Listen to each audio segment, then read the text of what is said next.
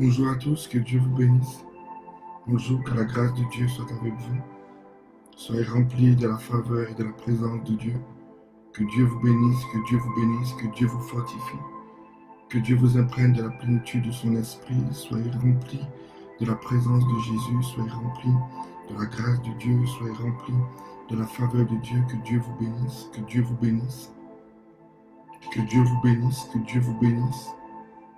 Que Dieu vous bénisse. Soyez remplis du Saint-Esprit et que le Seigneur puisse se révéler fortement à vous. Que Dieu vous bénisse. Que la grâce de Dieu soit vraiment avec vous et que Dieu puisse vous imprégner de son esprit dans le nom de Jésus. Que Dieu vous bénisse, que Dieu vous bénisse.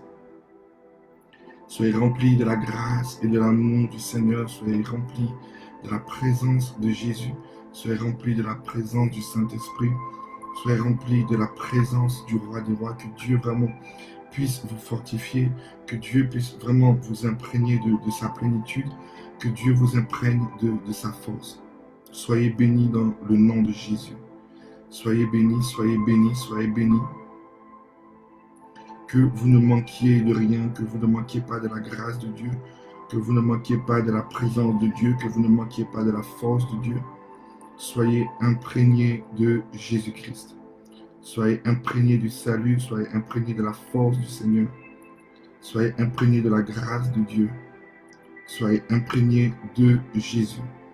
Que Dieu vous bénisse, que Dieu vous bénisse, que Dieu vous bénisse. Que Dieu vous bénisse. Que Dieu vous accorde de sa grâce, que Dieu vous accorde de son esprit, que Dieu vous accorde de sa présence. Alléluia. Soyez vraiment impactés par la plénitude de Jésus-Christ. Hier, nous avons vu quelque chose de très important. Amen. Nous avons vu la personne du Saint-Esprit. Je n'avais pas prévu de prêcher aujourd'hui. Amen. Mais lorsque je m'apprêtais à faire une certaine chose, le Saint-Esprit est venu me parler. Amen. Et le Saint-Esprit m'a parlé de quelque chose. Amen. Nous n'allons pas vraiment parler de la personne du Saint-Esprit, mais nous allons parler du message que le Saint-Esprit, que la personne du Saint-Esprit veut communiquer à l'Église aujourd'hui. Alléluia. Donc, ce message est une prophétie. Amen. Est une solution pour les temps dans lesquels nous sommes. Alléluia. Pour les temps de la nuit et des ténèbres dans lesquels nous sommes en train de traverser.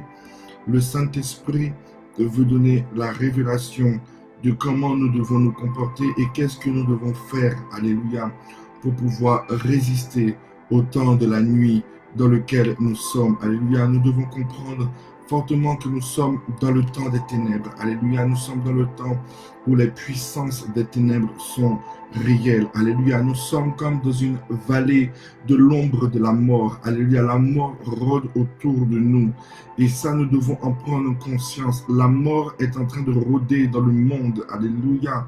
La mort est en train de tuer des gens. Alléluia, il y a énormément de personnes qui meurent sans honneur, dans la souffrance, dans la désolation. Il y a des familles qui sont brisées, alléluia. Ils ne peuvent même pas voir leurs défunts, ils ne peuvent même pas voir ceux qui les ont quittés. La mort est en train de rôder, le monde est en train de passer dans la vallée de l'ombre de la mort, alléluia. Nous sommes vraiment dans un temps de la nuit, alléluia, où l'humanité ne sait pas quoi faire, alléluia. Ils sont en train de privilégier en ce moment l'économie, ils essayent de maintenir les pays, alléluia. Ils essayent de maintenir quelque chose. La première fois, ils ont mis le confinement, alléluia, mais ils ont vu que cela a créé une crise économique. Maintenant, ils sont en train d'essayer de privilégier l'économie pour que les pays ne tombent pas. L'erreur de l'humanité a été de vouloir ajouter à ce que Dieu a créé. Dieu ne nous a jamais donné le jardin d'Éden pour ajouter quelque chose, non. Il nous a donné le jardin d'Éden pour nous en occuper, pour le protéger, mais nous avons voulu l'améliorer, alléluia. Notre erreur a été d'améliorer le jardin d'Éden, alléluia. Nous ne pouvons pas améliorer ce que Dieu a fait, car ce que Dieu a fait est bon et parfait, alléluia. Ce que Dieu a fait, lui-même a dit est même très bon. Chaque fois que nous voulons améliorer, chaque fois que nous voulons ajouter quelque chose à ce que Dieu fait, nous ne faisons que créer et que produire de la destruction et de la désolation. Aujourd'hui, le monde est en train de payer son amélioration l'amélioration qu'ils ont voulu, alléluia, faire au jardin d'Éden, à ce que Dieu avait créé. Le monde est en train de récolter leur soi-disant amélioration, leur soi-disant technologie, leur soi-disant, alléluia, le plus, alléluia. Ils ont voulu faire plus que Dieu. Ils ont voulu améliorer ce que Dieu a créé, alléluia. Et si nous regardons à la lumière de la vérité, toute l'amélioration n'a fait que créer des maladies. L'amélioration n'a fait que créer du chômage. L'amélioration n'a fait que créer de la destruction. Alléluia. Et voilà qu'en ce moment, le monde est en train de vivre, de passer dans la vallée de l'ombre de la mort. Alléluia. Où il y a la mort est réelle. La mort est en train de rôder. La mort est juste derrière notre fenêtre. La mort est juste derrière notre porte. La mort est en train de rôder. Et ça, nous devons le comprendre comme au temps de l'Égypte, la mort rôdait. Alléluia. La mort passait au devant des fenêtres du pays de l'Égypte. Mais il ne passait pas simplement devant le pays de l'Égypte. Il faut que nous puissions prendre conscience que la mort aussi rôdait autour d'Israël. Alléluia. Et seulement ceux qui avaient le sang étaient épargnés. Alléluia. La mort est en train de rôder. Nous sommes en train de vivre un moment historique de l'humanité. Alléluia. Mais pas simplement de l'humanité, mais aussi du royaume de Dieu. Nous sommes en train de vivre quelque chose où Dieu veut manifester, alléluia, sa volonté et son plan. Amen. Alléluia. Alléluia. Vous savez, il y a quelque chose que nous devons comprendre. Nous avons besoin de Dieu. Dieu n'a pas besoin de nous. Alléluia. Et les hommes ont mis Dieu de côté, voulant améliorer sa création. Alléluia. C'est comme si je mets Mercedes de côté, je prends sa voiture. Alléluia. Et j'essaye d'améliorer la voiture. J'essaye d'améliorer. Alléluia. Sans jamais consulter celui qui l'a créé. Alléluia. Au final, je vais finir par détruire car je ne connais pas, je n'ai pas l'intelligence ni la sagesse de savoir comment cela a été fait. Je vais penser savoir. Alléluia. Ève a pensé que ce que Satan lui disait était une amélioration de la manière que Dieu avait créé Adam, son mari. Alléluia. La manière que Dieu avait créé paraissait tellement faible. Adam était nu. Alléluia. Et ça paraissait quelque chose de faible. Alléluia. Il n'avait pas peut-être la connaissance du bien et du mal. Il n'avait pas la capacité de juger ou de discerner ce qui était bien et mal. Mais il était revêtu de la gloire de Dieu, ne manquait de rien. Il possédait la joie éternelle ainsi que la vie éternelle. Mais Ève, alléluia, sous le conseil de Satan, a voulu améliorer son mari. Elle a voulu améliorer, alléluia, elle a voulu améliorer sans Dieu. La conséquence n'a été que déception. La conséquence n'a été que la mort, jusqu'à ils ont mis au monde Caïn. Est-ce que quelqu'un peut dire amen? Alléluia, n'essaye pas d'améliorer ce que Dieu a fait. Même si que ça te paraît vil, nous devons apprendre à faire confiance à Dieu. Alléluia. Et le monde est en train de vivre son amélioration. Alléluia. Nous sommes en train de vivre ce qu'ils ont pensé améliorer. Et nous sommes en train de récolter. Le monde est en train de récolter sa soi-disant amélioration. Alléluia. Alléluia. Alléluia. Aujourd'hui, la tentation devient plus grande uniquement à cause de notre amélioration. C'était simplement une parenthèse. Que Dieu vous bénisse. Il y a quelque chose que nous devons comprendre. Le monde est en train de traverser la vallée de l'ombre de la mort. Et comme je disais, je n'avais pas prévu de faire un live. J'étais bien trop fatigué. Et le Seigneur est venu et le Seigneur m'a dit, je veux que tu leur parles. Je veux que tu les éclaires. Alléluia. Alors je lui ai posé la question et j'ai dit, Seigneur, mais dis-moi, pourquoi tu me précipites? Quel est le danger? Quel est le problème? Et j'entends le Seigneur qui me dit, mon peuple a besoin de l'huile et du vin. Mon peuple a besoin du vin et de l'huile. Alléluia. Je veux que quelqu'un puisse dire, j'ai besoin du vin et j'ai besoin de l'huile. Est-ce que quelqu'un peut dire Amen? Pour pouvoir traverser la vallée de l'ombre de la mort, nous avons besoin de deux choses. Afin que la mort et les ténèbres qui sont en train de régner ne puissent pas atteindre l'Église, ne puissent pas nous atteindre, nous les fils de Dieu. Nous avons besoin de l'huile et nous avons besoin du vin. Alléluia. Alors j'ai dit au Seigneur, Seigneur, est-ce que tu peux m'expliquer? Alléluia. Prenons Apocalypse 6, verset 6. Prenons Apocalypse 6, verset 6.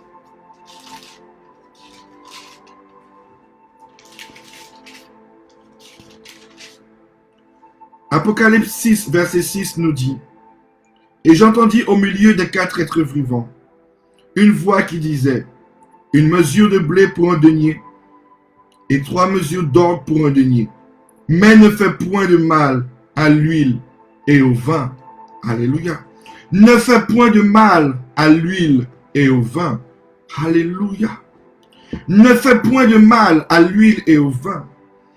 Dans les derniers temps, au moment où les puissants des ténèbres vont agir, au moment où Dieu permettra au mal de détruire, au moment où la colère de Dieu se manifestera, Dieu dit comme ça: ne fais point de mal à l'huile et au vin. Alléluia. Ne fais point de mal à l'huile et au vin. Cela veut dire que pour que je puisse traverser la vallée de l'ombre de la mort, vous savez, quand la Bible dit dans la vallée de l'ombre de la mort, je ne crains aucun mal car tu es avec moi. Alléluia. Pour que Dieu soit avec moi, j'ai besoin de l'huile et du vin. Mon assurance que dans cet épisode, dans cette époque de mort que nous sommes en train de traverser, mon assurance que je ne crains rien, c'est si je possède l'huile et si je possède le vin. Car il est écrit dans le livre d'Apocalypse 6, alléluia, et je vais le redire encore: mais ne fais point de mal à l'huile et au vin. Ne fais point de mal à l'huile et au vin. L'Éternel notre Dieu et l'agneau de Dieu et la présence du Saint-Esprit ont donné un ordre. Ne fais point de mal à l'huile et au vin. Est-ce que quelqu'un peut dire amen? Mais qu'est-ce que l'huile, qu'est-ce que le vin? Alléluia, ne fais point de mal à l'huile et au vin. Beaucoup de personnes ont représenté l'huile sur l'onction et le vin sur le sang de Christ. Oui. C'est aussi le sang et c'est aussi l'onction. Mais nous allons rentrer dans une profondeur pour comprendre que le vin et l'huile, c'est nous qui le produisons. Ce sont nous les fils de Dieu qui allons le produire. Car il est écrit selon ce que le Saint-Esprit m'a dit. Alléluia. Alléluia. Dans le temps que je sorte de ma cuisine pour rentrer dans ma chambre, alléluia, c'est comme si le Saint-Esprit m'a amené et il m'a parlé, alléluia. La parole de Dieu dit que nous devons produire des fruits dignes, des fruits dignes de la repentance. Que quelqu'un dise amen, dis le fruit de la repentance, alléluia. La Bible dit que la repentance produit un fruit, alléluia. Nous devons produire des fruits dignes de la repentance. Prenons maintenant la parole de Dieu dans le livre de Luc chapitre 10, à partir du verset 25. Luc chapitre 10, à partir du verset 25. Un docteur de la loi se leva et dit à Jésus pour l'éprouver: Maître, que dois-je faire pour hériter la vie éternelle? Jésus lui dit: Qu'est-il écrit dans la loi? Qui lis-tu? Il lui répondit: Tu aimeras le Seigneur ton Dieu de tout ton cœur, de toute ton âme, de toute ta force et de toute ta pensée, et ton prochain comme toi-même. Tu as bien répondu, lui dit Jésus, fais cela et tu vivras. Mais lui, voulant se justifier, dit à Jésus: Et qui est mon prochain? Jésus reprit la parole et dit: Un homme descendit de Jérusalem à Jéricho. Il tomba au milieu des brigands qui le dépouillaient, le chargèrent de coups et s'en allèrent, le laissant à demi-mort. Un sacrificateur qui par hasard descendit par le même chemin, ayant vu cet homme, passa outre. Un lévite qui arriva aussi dans ce lieu, l'ayant vu, passa outre. Mais un Samaritain qui voyageait était venu là, fut ému de compassion. Lorsqu'il le vit, il s'approcha, il banda ses plaies en y versant de l'huile et du vin. Alléluia.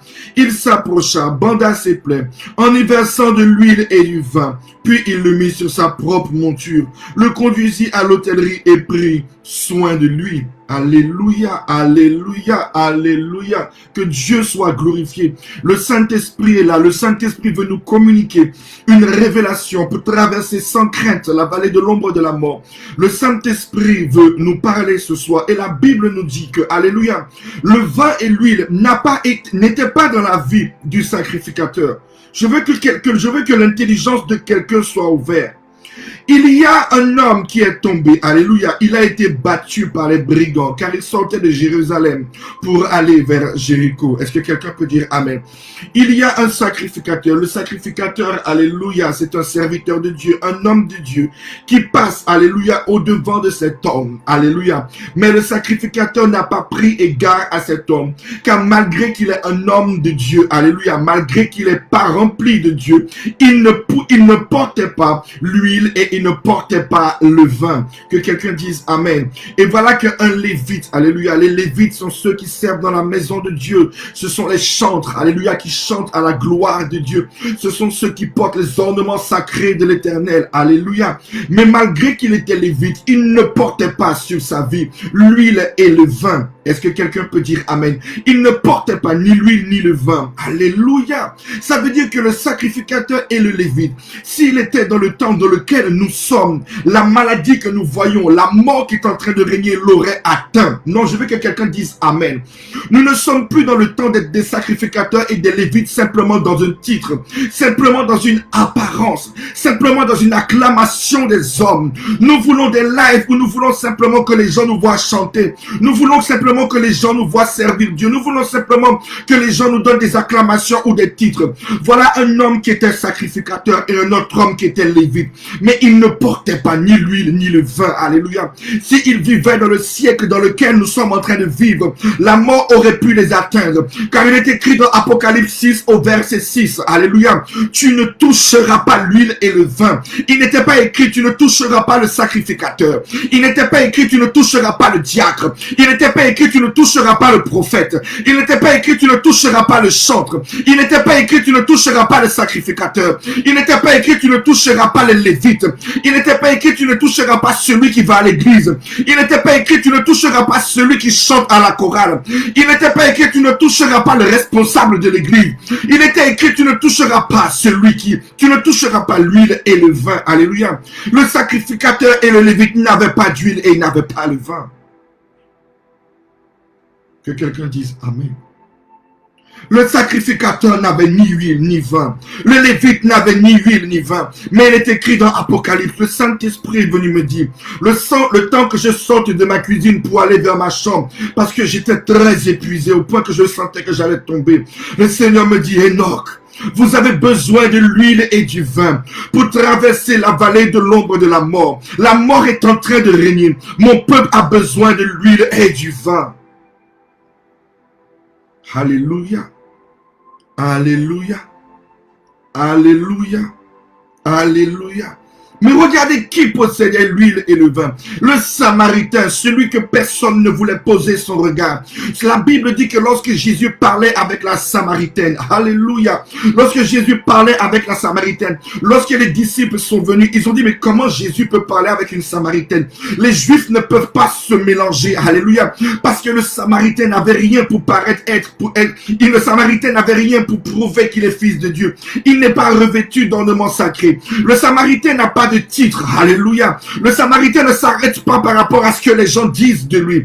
Le Samaritain ne cherche pas les acclamations des hommes. Le Samaritain ne cherche pas à pleurer devant tout le monde que quelqu'un sache qu'il est triste.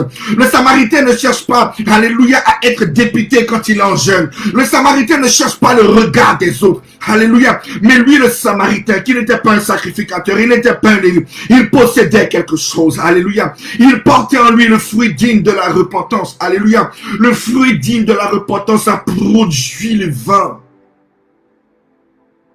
Et le vin, c'est quoi? Le vin, c'est la miséricorde. Le vin, c'est la miséricorde. Il était samaritain, mais il avait un cœur miséricordieux. Le vin, c'est la miséricorde. Le sang de Christ, c'est la miséricorde. La Bible dit, le sang de Jésus-Christ, miséricorde. Le sang de Caïn crie, vengeance. Le sang de Jésus-Christ, miséricorde. Ce Samaritain qui n'avait pas d'ornement sacré et que personne ne considérait, possédait le vin. Il possédait la miséricorde. Mais posséder le sang de Christ et la miséricorde ne suffit pas. La Bible dit que pour hériter le royaume des cieux, il fallait aussi posséder l'huile, les 10 vierges. Alléluia. Et pour posséder l'huile, il faut travailler. Car la parole de Dieu nous montre que lorsque les 5 vierges folles ont manqué d'huile, les sages leur, alléluia, les sages leur ont dit, allez en acheter. Ça veut dire que l'huile s'achète. Le vin est un fruit et quelque chose que la repentance produit. Alléluia. Pourquoi? Parce que quand je me suis repenti, je reconnais que je suis pécheur, que je suis faible. Je fais le choix de me détourner du mal. Mais il y a une révélation dans ma conscience. Comme Jésus-Christ de Nazareth. Prenons Hébreux 4. Hébreux 4, verset 11. Hébreux 4, verset 11. Hébreux 4, verset 11. Et nous allons comprendre qu'est-ce que le fruit digne de la repentance. Comment le sang de Jésus devient du vin dans notre vie.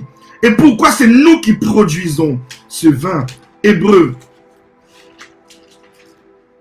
4 dit, à partir du verset 14, ainsi, puisque nous avons un grand sacrificateur qui a traversé les cieux, Jésus le Fils de Dieu, demeurons fermes dans la foi que nous professons, car nous n'avons pas un souverain sacrificateur qui ne puisse compatir à nos faiblesses. Au contraire, il a été tenté comme nous en toutes choses, sans commettre de péché. Approchons-nous donc de la grâce. Alléluia, lorsque je me repens, lorsque je me convertis. Alléluia. Pas quand je deviens sacrificateur, pas quand je deviens lévite, pas quand tout le monde me regarde, alléluia, mais moi-même, personnellement, lorsque je porte du fruit digne de la repentance, j'ai une réflexion. Alléluia. La Bible dit quoi? La Bible dit que Jésus a été... Pourquoi il est devenu souverain sacrificateur? Parce qu'il a été tenté comme nous en toutes choses. Donc, le fait qu'il a connu la faiblesse, la Bible dit quoi? Il compatit. Il compatit. Il guérit. Approchons-nous donc avec lui, avec assurance pour obtenir miséricorde, pour trouver grâce pour être secouru dans nos besoins. Le Samaritain portait le vin. Sa repentance, sa compréhension de Jésus, sa compréhension du sang de Christ a crié le vin. Il a vu un homme à terre. Il ne l'a point jugé. Il ne l'a point condamné. Il ne l'a point blâmé. Mais lui a apporté le pardon. Le vin. Il lui a apporté le pardon.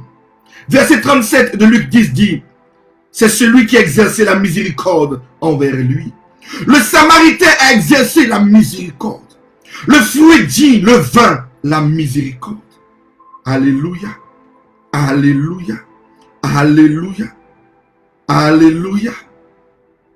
Il a manifesté la miséricorde. Le vin, la miséricorde. Mais il l'a guéri par le Saint-Esprit. Car la Bible dit, il viendra le consolateur. Cet homme est tombé. Je dois le guérir. Je dois le consoler. Pour le guérir, je prends le vin. Pour le consoler, je prends l'esprit. Est-ce que quelqu'un peut dire Amen? Lorsque Dieu voit que je porte en moi le vin et que je porte en moi l'huile, j'exerce la miséricorde dans ce temps de ténèbres. J'exerce la miséricorde pendant que la mort est en train de tuer. Je prêche l'évangile rappelant aux gens que malgré que tu es tombé dans le péché, Jésus-Christ t'aime. Relève-toi pour la miséricorde. Oui, mais je ne sais pas comment m'en sortir. Je ne sais pas comment quitter le péché. Je prends l'huile et je lui communique l'huile. Alors sa situation change. La mort ne peut pas me toucher. Parce que je suis un instrument utile entre les mains de Dieu. Alors s'accomplit. Apocalypse 6, verset 6. Ne touchez pas l'huile et le vin. Vous pouvez tout détruire. Vous pouvez tuer le sacrificateur, les lévites, tout le monde. Mais ne tuez pas l'huile et le vin. Ne tuez pas l'huile et le vin. Ne touchez pas l'huile et le vin. Ne touchez pas ceux qui exercent la miséricorde et qui consolent, ceux qui ont compris mon sang et ceux qui ont travaillé pour avoir l'esprit, la personne du Saint-Esprit, l'onction. Alléluia. Dieu est fatigué des chrétiens sacrificateurs et qui regardent les autres tomber, qui les jugent et qui les condamnent. Dieu est très fatigué des lévites où leur cœur est plein d'amertume. Ils regardent les autres et ils les jugent. Dieu cherche quelqu'un qui n'a peut-être pas de titre. Dieu cherche quelqu'un dans le peuple qui n'a peut-être pas de grande fonction. Mais que toi, tu as un cœur miséricordieux. Et que tu es capable de travailler pour chercher le Saint-Esprit. Toi, Dieu, dans cette vallée de l'ombre de la mort que nous sommes en train de traverser, Dieu t'épargnera. Parce que tu as un cœur miséricordieux. Et que tu es en train de travailler comme les vierges, tu vas acheter de l'huile. Quand tu vas à l'église, tu n'es pas là pour quelqu'un. Quand tu vas à l'église, tu n'es pas là pour qu'on t'acclame, tu viens acheter de l'huile. On n'achète pas de l'huile avec de l'argent. On achète de l'huile avec nos jeûnes. On achète de l'huile avec nos prières. On achète de l'huile avec notre obéissance à la voix de Dieu. Je viens à l'église et j'adore l'été. J'adore pas pour quelqu'un. J'adore pas pour le pasteur. J'adore pas pour l'apôtre. J'adore parce que j'ai besoin. Je suis en train d'acheter l'onction. Je suis en train d'acheter la présence de Dieu par mon sacrifice, par ma révérence envers lui, par mon amour pour lui.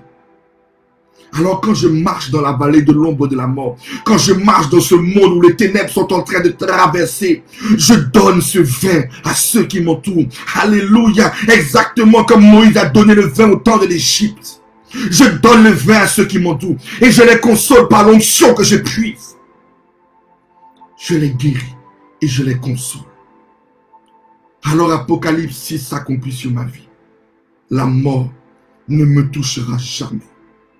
Alors je peux dire, quand je marche dans la vallée de l'ombre de la mort, je ne crains aucun mal, car il est écrit, ne touchez ni à l'huile, ni au sang. Le Covid peut rôder autour de moi. Mais 10 000 tomberont à ma droite, alléluia, 1000 à ma gauche, car je suis l'huile et je suis l'onction. Je suis l'huile et je suis le vin. Je ne suis pas là comme le Samaritain. Je ne suis pas là comme le sacrificateur et les Lévites. Une apparence. J'ai des photos partout de prédicateurs. J'ai des photos partout de moi qui chantent, qui tournent. Mais Dieu me reconnaît comme le sacrificateur de la Bible là. Il me voit comme les Lévites de la Bible. Je ne suis pas capable, alléluia, de relever celui qui est tombé. Je ne suis pas capable de consoler celui qui ne sait pas s'en sortir. Je ne fais que juger les homosexuels, les prostituées, les sorciers. Mais il n'y a ni huile, ni onction de ma vie. Il n'y a que titre. Je suis chrétien. C'est tout ce qu'il y a sur moi. Je suis chrétien. Mais je n'ai ni huile, ni onction. Je n'ai ni huile, ni vin en moi.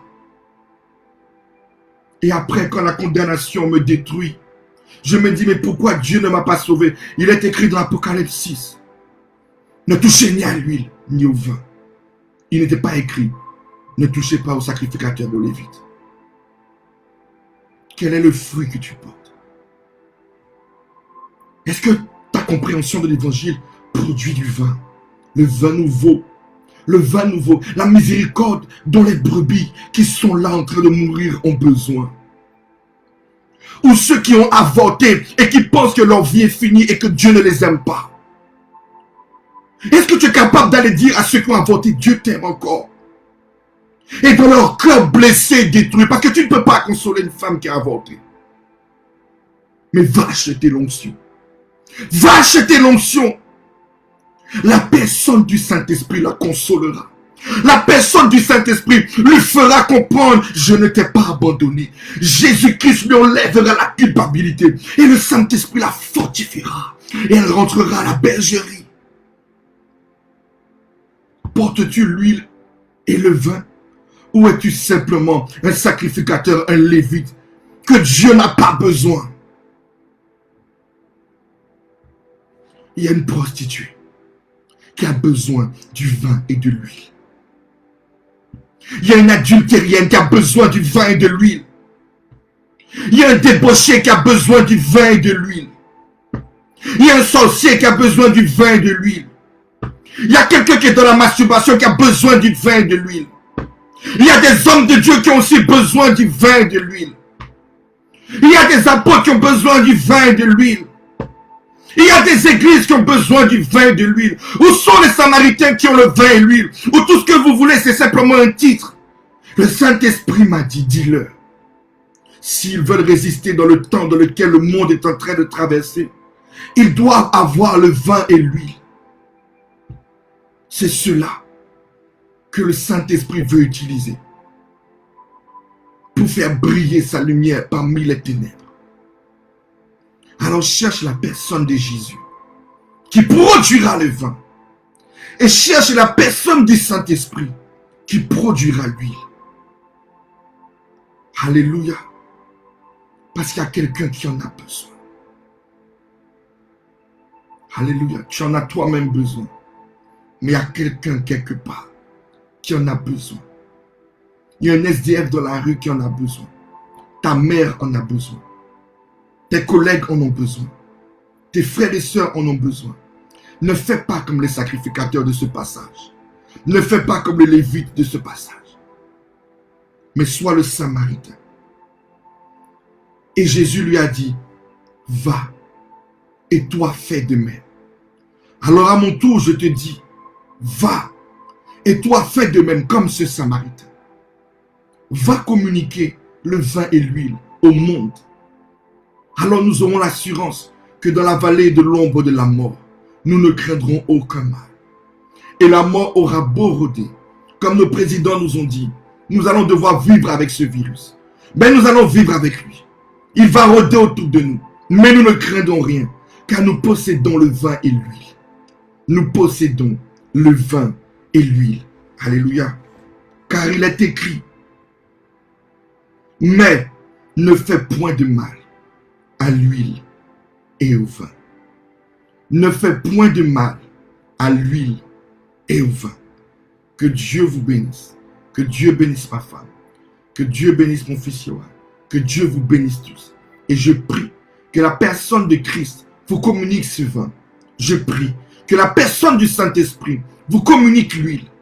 Arrêtez de faire comme les autres. Arrêtez de faire comme ceux qui ont l'amertume. Arrêtez de faire comme les autres et produisez maintenant du vin et de l'huile. Je vous aime. Que Dieu vous bénisse.